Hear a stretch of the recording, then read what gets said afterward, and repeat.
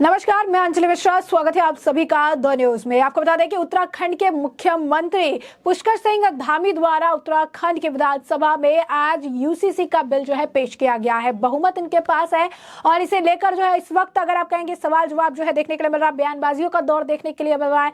कई सारे ऐसे लोग हैं जो यूसीसी के लागू होने की बात सुनकर, इस बिल को ही सुनकर बेहद ज्यादा खुश हैं। बीजेपी के कई सारे नेता हैं जो कि अगर आप कहेंगे कि इस बिल का स्वागत कर रही है। कई सारे अगर आप कहेंगे कि मुस्लिम धर्मगुरु भी हैं जो इस बिल का समर्थन कर रही हैं।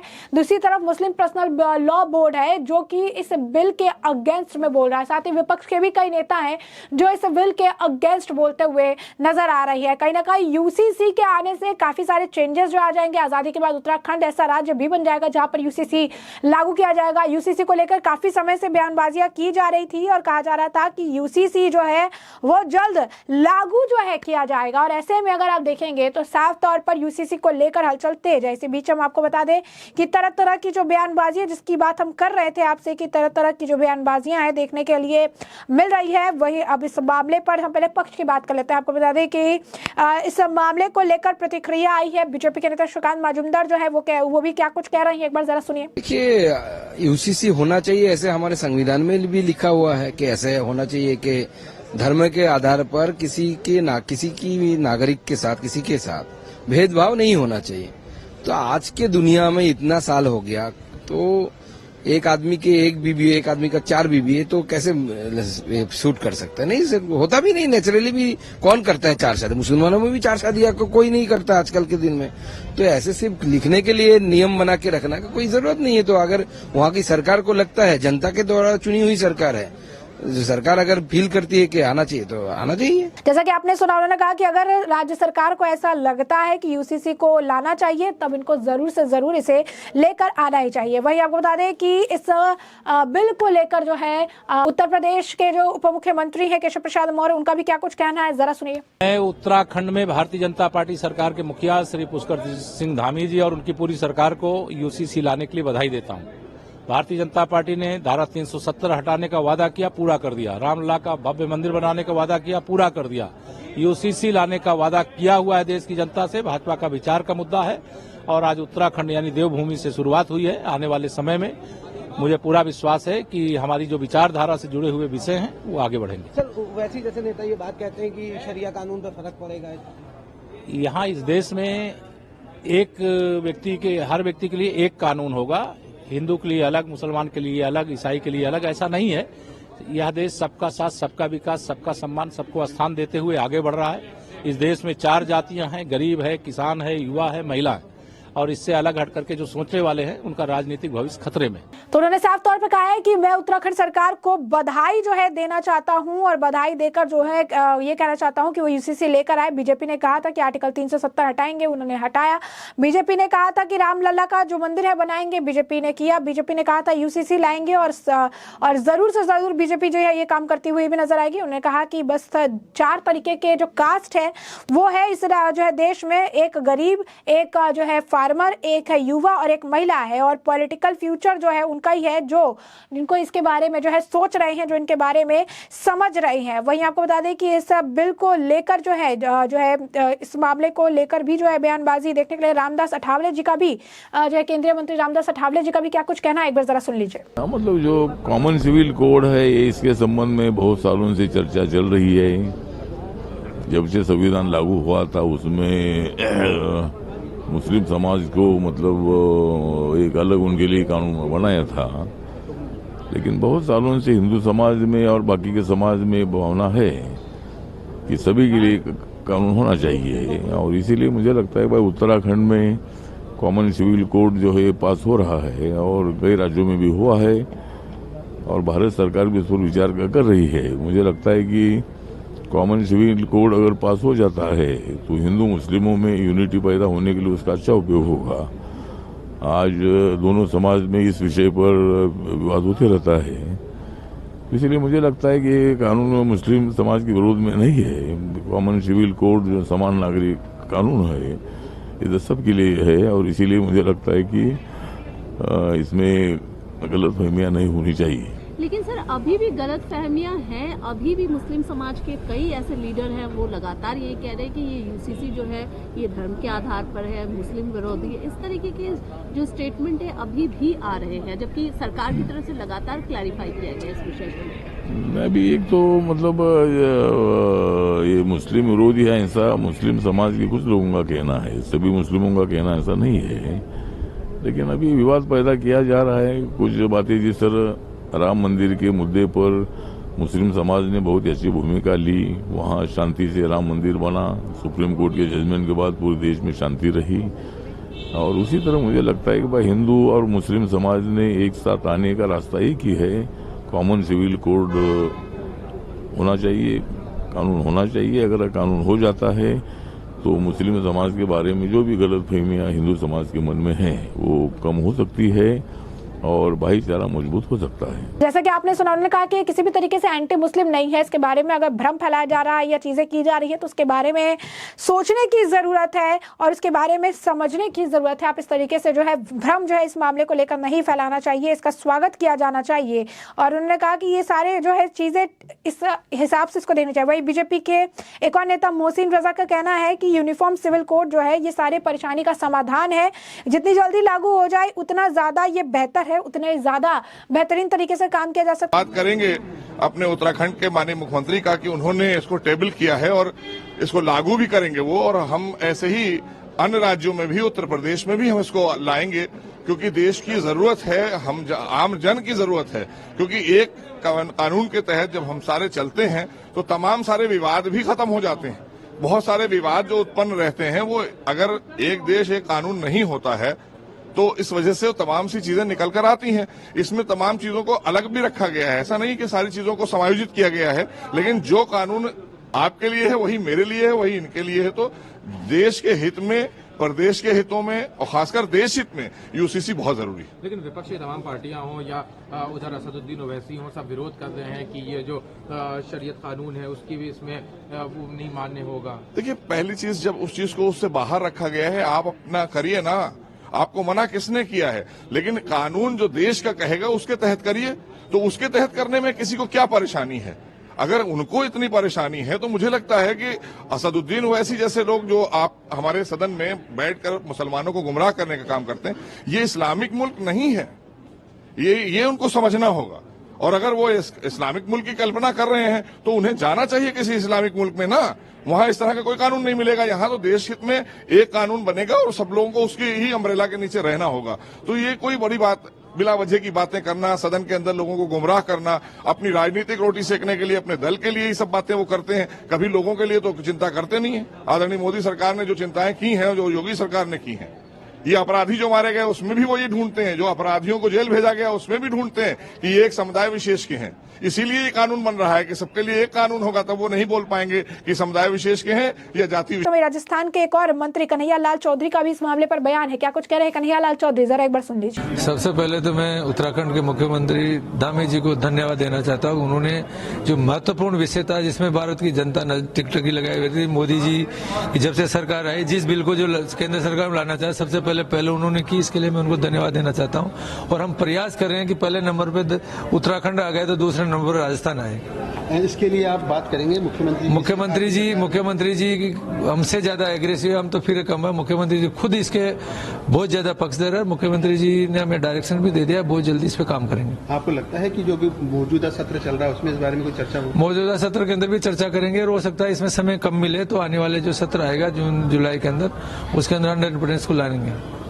जैसा कि आपने सुना, कन्हैया लाल चौधरी भी कह रही है कि मैं बस ये कहना चाहूंगी कि उत्तराखंड का जो मुख्यमंत्री है उनको मैं बधाई देना चाहूंगा, धन्यवाद कहना जो है देना चाहूंगा कि वो इस बिल को जो है लेकर आई है। और उन्होंने कहा कि जनता भी इसका इंतजार कर रही है इसे लागू करने के लिए।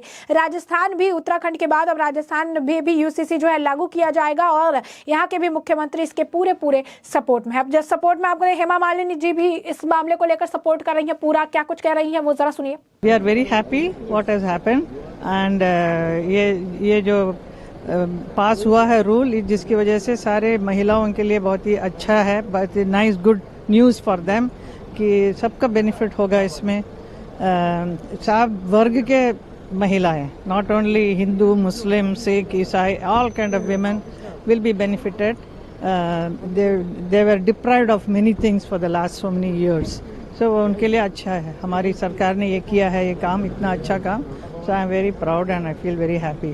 मैम, डू यू थिंक कि सभी अन्य राज्यों में भी होना चाहिए? बिकॉज बहुत सारे इस पे एलिगेशन लगे कि धर्म के आधार पर सही नहीं है. दूसरे जो ऑपोजिशन पार्टी के जो लीडर्स हैं उन्होंने ऐसा कहा. वो हर बात पे अपोजिशन गलत ही बोलते हैं ना, तो उनको बोलने दीजिए, अभी क्या करें. तो आप लोग भी यही सवाल पूछते हैं क्या कहना है, अभी क्या कहना है, क्या. They are doing their duty but we are doing our job and we are doing very well and the people are with us. Modi ji के सरकार के साथ पूरा the entire country is there. जैसा कि आपने सुना कि बीजेपी के सभी नेता जो है यूसीसी का पूरी तहे दिल से स्वागत कर रहे हैं. मुस्लिम भी कई सारे धर्मगुरु हैं जो कि इसका स्वागत कर रहे हैं, लेकिन मुस्लिम पर्सनल लॉ बोर्ड को लेकर जो है इसको लेकर उन्हें पूरी आपत्ति है. उन्हें ये चीज बिल्कुल पसंद नहीं आ रही है कि इसे लागू किया जा रहा है. और ऐसे में आपको बता दें कि ऑल इंडिया जो है AIUDF प्रेसिडेंट जो है और MP जो है, आपको बता दें कि उनका भी इस मामले को लेकर बयान है. क्या कुछ कहना है उनका, जरा आप सुनिए. देखिए, हमारा हिंदुस्तान जो है वो एक रंगारंग बगीचा है. एक बगीचे में चाहे कितना ही खूबसूरत हो, एक ही फूल हो, आपको देख के जी भर जाएगा. ज्यादा देर नहीं देख सकते आप. हमारे हिंदुस्तान की तहजीब यही है, हजारों रंग, हजारों मजहब के लोग रहते हैं, हजारों कल्चर होता है. हर गली में रोजाना कोई ना कोई पूजा, कोई इबादत होती रहती है. ये हमारी खूबसूरती है. और ये सब कुछ है वो एक ही नाक, एक औरत मर्द सबको एक ही बराबर कर दे. तो ऊपर वाला ने चाहता तो वैसे ही बना देता. दुनिया में मर्द बनाते नहीं थे, सारी औरतें बन जाती, या औरत नहीं बनाता तो सारे मर्द बन जाते. नेचर के खिलाफ कोई भी जो करेगा वो ज्यादा दिन चलने वाला नहीं है. अब क्या होता है, लोकल्स जो असेंबलीज होते हैं उनको अपने वहां कुछ न कुछ चमक दिखाना होता है. जब वो मिनिस्ट्री फेलियर हो जाती है, चलते वो किसी में कामयाब नहीं होते, तो कोई ऐसा चमक छोड़ो. जैसे हमारे आसाम के चीफ मिनिस्टर साहब, वो भी बीच बीच में यही करते हैं. हिमंत बिश्वा शर्मा साहब, उनके यहाँ भी तनख्वाह देने के लिए नहीं है. ऐसी सैकड़ों चीजें हैं जो परेशान है वो अंदर ही अंदर. तो लोगों का ध्यान हटाने के लिए वो कुछ ना कुछ बोलते रहते हैं. तो इसी तरीके से यहाँ भी हुआ है, ये चलने वाला नहीं है. लेकिन उत्तराखंड पहले मोदी जी को खुश करना है. कुछ दिन तो चीफ मिनिस्टर रहना है, तो मोदी जी को खुश करना है, रह लेंगे और क्या है. लेकिन ये चलने वाला नहीं है, नेचर के खिलाफ. तो जैसा कि आपने सुना, उन्होंने कहा कि इस बिल को कचड़े के बस्ते में डाल देना चाहिए. ये सिर्फ प्रधानमंत्री नरेंद्र मोदी को खुश करने के लिए किया जाता है, ये उनके लिए कर रही है. उन्होंने कहा ये नेचर के अगेंस्ट है, नेचुरल लॉ के अगेंस्ट है, इसलिए इस तरीके से ये चीज नहीं लेकर आना चाहिए. वहीं आपको बता दें कि यूसीसी बिल को लेकर AIUDF के MLA जो है अमीनुल इस्लाम का भी बयान है. क्या कुछ कहना है उनका, वो भी सुनिए आप. देखिए, उत्तराखंड सरकार ने जो यूसीसी बिल आज टेबल किया है, उनसे उन लोगों ने आदिवासी एंड दलित्स को एग्जेम्प्ट किया. मतलब अगर आदिवासी और दलित्स को इस एक्ट और इस जो कानून है इसके दायरा में नहीं ला जा सकते, तो यूसीसी कैसे होते हैं, यूनिवर्सलाइजेशन कैसे हो सकते हैं. यूनिवर्सल का मतलब होते हैं हर एक कास्ट, क्रीड, कम्युनिटी और मजहब के लोग इस कानून के दायरा में आ जाए. लेकिन उन लोग अगर आदिवासी और दलित्स को एग्जेम्प्ट कर रहे हैं, इसका मतलब है उन लोगों का जो उनका मकसद है सिर्फ अल्पसंख्यकों को, Muslims, Christians, Buddhist, Jains and Sikhs, अल्पसंख्यकों के खिलाफ उन लोगों ने एक दबाव पैदा करने के लिए कानून ला रहे हैं. और उनका मकसद साफ नहीं है, उनका मकसद सिर्फ वोट बैंक का पॉलिटिक्स है. हम इसका खिलाफ आवाज उठाते रहते हैं और हर वक्त हम इसके खिलाफ बोलते रहेंगे. तो जैसा कि आपने सुना, कहा कि मुझे समझ नहीं आ रहा है कि इस बिल को लाने का या इम्प्लीमेंट करने के पीछे का कारण क्या है, क्या पर्पज हो सकता है. ये किसी भी तरीके से कुछ भी लागू करने के लिए उतारू हो चुके हैं. वही कांग्रेस नेता सुप्रिया सुळे का भी इस मामले पर बयान है. वो कह रही है कि जब जब चुनाव आता है तब जो है इलेक्शन आते हैं, तब तक वो सारे इश्यूज को हटा के इस तरीके के मामले लेकर आते हैं ताकि मुद्दों से भटकाया जा सके. और इस तरीके की बयानबाजियां जो है उनके द्वारा की जाती है. तो सिर्फ इतना कहना है कि 10 साल मोदी सरकार के शासनकाल के बाद, उत्तराखंड के दूसरे टर्म के बाद, ऐसा क्यों है कि चुनाव के पहले ये सारे चीजें करनी है. ऐसा इसलिए है क्योंकि अगर ये वो नहीं करेंगे तो आप इसी पर सवालों में कैसे उलझे रहिएगा. आप कब बेरोजगारी पर, महंगाई पर, आर्थिक असमानता पर महिलाओं के खिलाफ बढ़ते अपराध पर आप कब बातें करिएगा? आप कब बातें करिएगा कि इस देश की सरकार दिन दहाड़े कृषि पर, सामाजिक कल्याण पर, शिक्षा पर, स्वास्थ्य पर बजट काटती है? अगर ये नहीं करेंगे तो कैसे आपको और बाकी देश को उलझाए रखेंगे? ये कुछ नहीं है, ये देश को डिस्ट्रैक्ट करने के तरीके हैं और इसमें वो बिल्कुल विफल होंगे। तो साफ तौर पर अगर आप देखेंगे तो अब यहाँ पर सुप्रिया सिन्हा जी को भी आपने सुना कि क्या कुछ वो कह रही हैं। इसी तरीके से कांग्रेस के एक और नेता जो है, आपको बता दें कि हरीश जो है उत्तराखंड के जो पूर्व जो है मुख्यमंत्री भी रह चुके हैं, हरीश रावत जो है वो कह रहे हैं कि आखिर लाने की क्या जरूरत है, मणिपुर जैसे हालात जो है उत्तराखंड में भी हो जाएंगे। राज्य सरकार और मुख्यमंत्री इसको पारित करवाने के लिए बहुत ही उत्सुक हैं और नियम, परंपराएं, संसदीय विधि विधान किसी का भी पालन नहीं किया जा रहा है, बल्कि कार्य मंत्रणा समिति से कांग्रेस के दोनों सदस्यों को त्यागपत्र देने के लिए बाध्य होना पड़ा है, क्योंकि आपने सत्र का एक्सटेंशन किया है। तो एक्सटेंशन का अर्थ है कि आप उसको उसी विधि विधान नियमावली से संचालित करेंगे जिससे सामान्य तौर पर विधानसभा का सत्र संचालित होता है। प्रश्नकाल होगा, लोक महत्व के प्रश्न उठेंगे और फिर विधेयक इत्यादि जो आने हैं वो आएंगे। मगर यहाँ कहा जा रहा नहीं, कुछ नहीं करना है, केवल ये ड्राफ्ट पेश होगा, इसका पालन करना है। और ड्राफ्ट किसी को उपलब्ध नहीं है, न मीडिया में है, और जो ड्राफ्ट उपलब्ध नहीं है आप तत्काल उस पर चर्चा करना चाहते हैं। 700-800-900 पृष्ठों का ड्राफ्ट बताया जा रहा है। तो इसलिए मैं अपनी स्टेट लीडरशिप को बहुत बधाई देना चाहता हूं कि उन्होंने बड़ा बोल्ड डिसीजन लिया। उन्होंने कहा ऐसी बात है तो तुमने कार्य मंत्रणा समिति को जो है बिल्कुल इरेलीवेंट कर दिया है, नियमों को इरेलीवेंट कर दिया है, तो हम उसे त्यागपत्र दे रहे हैं। मेरी शिकायत, क्योंकि धामी जी की उत्सुकता समझ में आती है, क्योंकि उन्होंने बहुत चतुराई से अपना भाजपा के अंदर स्थान बनाने के लिए इस यूसीसी का उपयोग किया है। मगर केंद्र से मेरी शिकायत ये है कि उन्होंने उत्तराखंड जैसे छोटे राज्य को, सीमांत राज्य को, जो संवेदनशील राज्य है कई दृष्टिकोणों से, आपने उसको टोकनिज्म के लिए इस्तेमाल किया। आपने प्रतीकात्मकता के लिए हमारे राज्य को इस्तेमाल किया। आपको लाना था यूनिफॉर्म सिविल कोड, अब सेंट्रल गवर्नमेंट लेकर के आती, जो सारे देश के ऊपर लागू होता।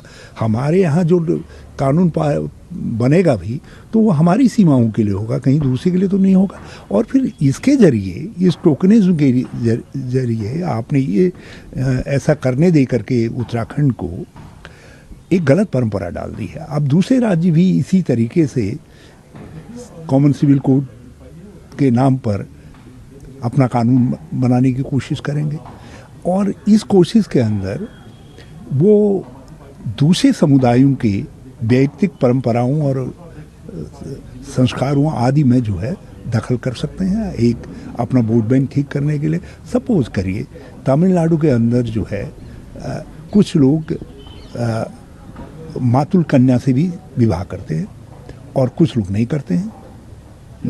अब वहाँ की सरकार यदि कोई ऐसा कानून बनाए जिससे इन एक वर्ग के ऊपर उसकी परंपरा के ऊपर कानून को थोप दिया जाए, तो उससे असंतोष पैदा होगा। आप मणिपुर को ले लीजिए, वहाँ दो ट्राइबल कम्युनिटीज़ आमने सामने खड़ी हुई हैं केंद्र सरकार की गलत नीतियों से।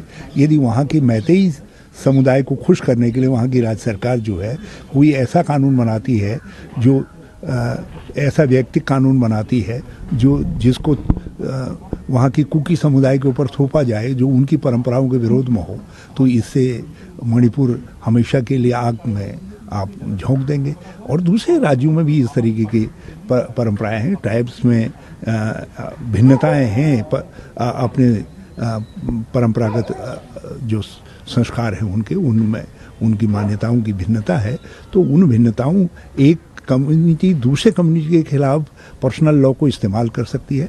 इसलिए इससे देश के भविष्य के लिए ये चिंता का विषय है। ये देश की एकता और अखंडता के लिए ये एक खतरनाक संकेत आपने बना दिया है।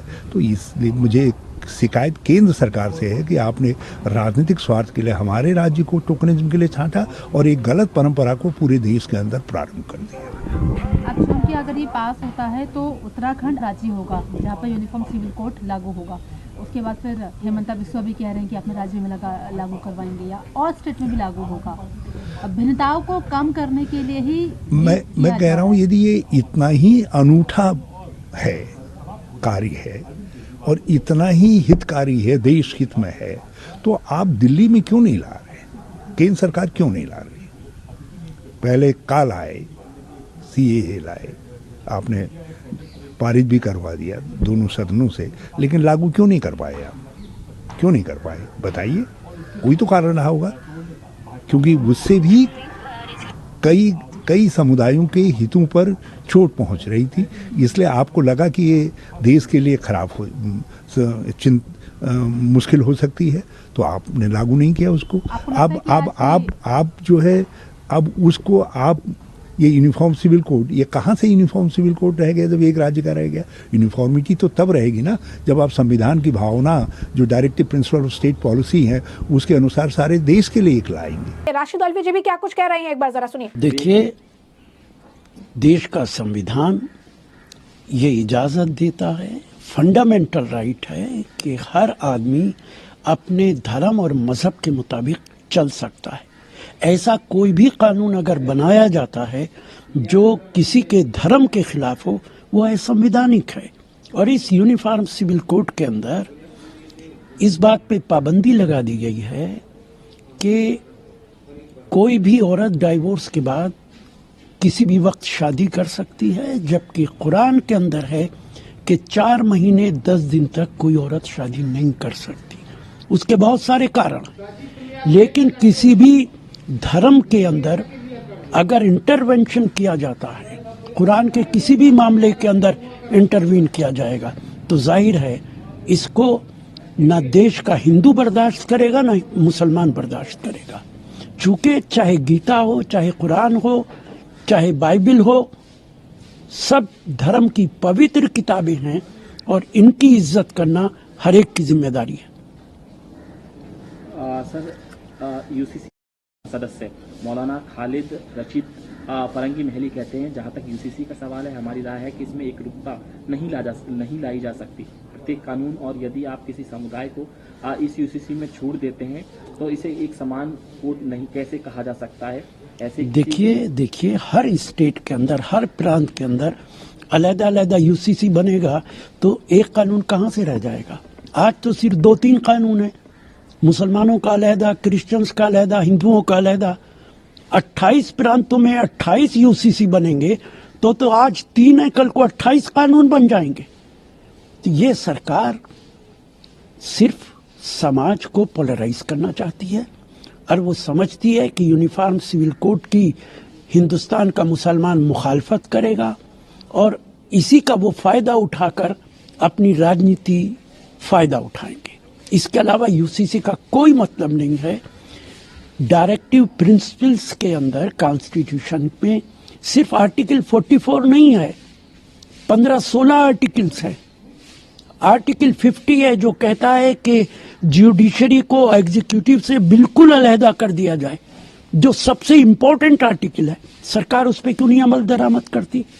ऐसा लगता है कि कॉन्स्टिट्यूशन का सबसे इंपॉर्टेंट आर्टिकल 44 है। तो जैसा कि आप देख रहे हैं कि कुछ जैसे विपक्ष के नेता, उनका मानना है कि यूसीसी जो एक ऐसा मुद्दा है जिस पर शायद राजनीति की जा रही है, इस वजह से इसे लाया जा रहा है, इसके पीछे और कोई कारण नहीं हो सकता है। तो कई सारे, अगर आप कहेंगे मुस्लिम पर्सनल लॉ बोर्ड के लोग हैं जिन्हें ये चीज़ पसंद नहीं आ रही, लेकिन कई सारे मुस्लिम धर्मगुरु है जो कि इसके सपोर्ट में है। बीजेपी के सभी नेताओं ने जो है यूसीसी का जो है स्वागत किया है, बिल का स्वागत किया है और बहुमत जो है इनके पास है। तो अब देखना दिलचस्प होगा कि उत्तराखंड इतिहास रचता है कि नहीं। तो इसके बारे में हम आपको रखेंगे अपडेटेड। फिलहाल के लिए हमने आपको जो पूरा मामला विस्तार से बताया और इस मामले पर आपकी भी जो राय हो हमें कमेंट सेक्शन में कमेंट करके जरूर साझा करिएगा। धन्यवाद।